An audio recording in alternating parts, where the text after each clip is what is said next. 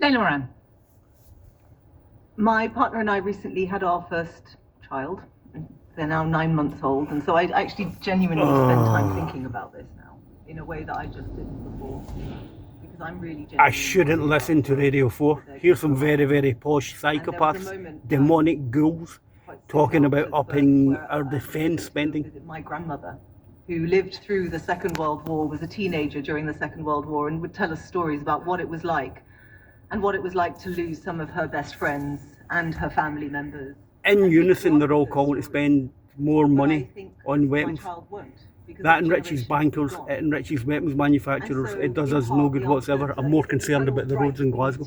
We need a plan. We need to be spending more money. We've already spoken about cross-party talks, but I actually think this might be a point where another one, putting down the swords, and in fact, jaw is better than war. Well, the same is true in politics around defence. The Liberal Democrats have put forward some concrete proposals.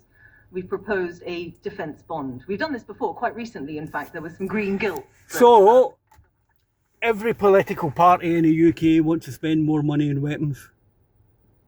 Every one of them. Here's one of the major issues about this stuff. I'll stick a link in the description in the video.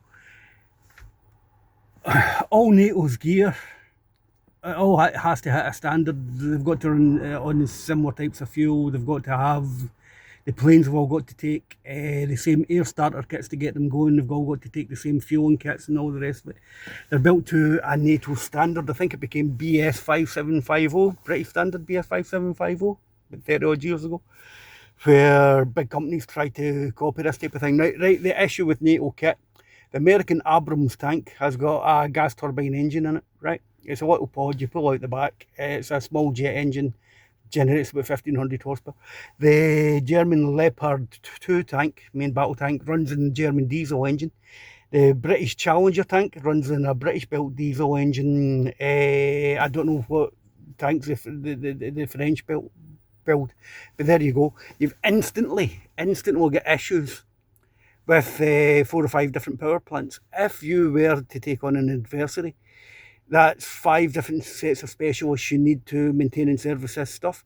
The what do you call it? The shells they use in the tank's guns don't work in each other's guns. I think they're all 155mm, but some of the NATO equipment has smooth bore guns and some of it has rifle board guns, right?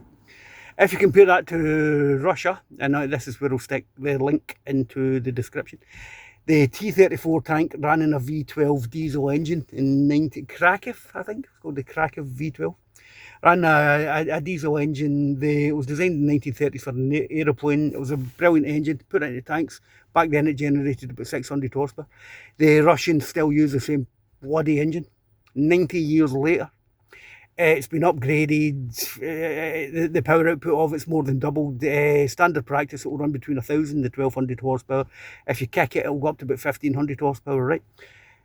Every armoured personnel carrier, every tank that Russia's got, apart from one, I believe, that used a gas turbine, I can't remember the name of it, they all run the exact same engine. So when it comes to spares, reliability, serviceability, the ability to scale this stuff up, it's dead easy for them to do it because they're using components that they've had in the stock that they've been machining for 90 years, right? Same with Russian bullets, shells, and all the rest of it. They're all standardised. It was America that started the war in Ukraine by overthrowing the Ukrainian government. It was in 2014. I might get my dates wrong here, so don't spitballing as ever. They overthrew the Ukrainian government in 2014.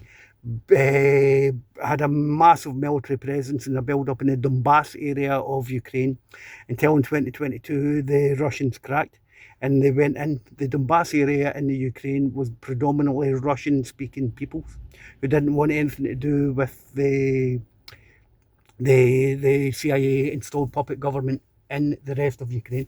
Why didn't they have a vote? Why weren't they allowed to vote? It's that simple, isn't it? They should have had a referendum, and they have had a referendum since the war went on. People will say it's skewed. They've had a referendum. The people in the Donbass wanted to be Russian. They didn't want to be Ukrainian. Britain is up to their eyeballs in the Ukraine war.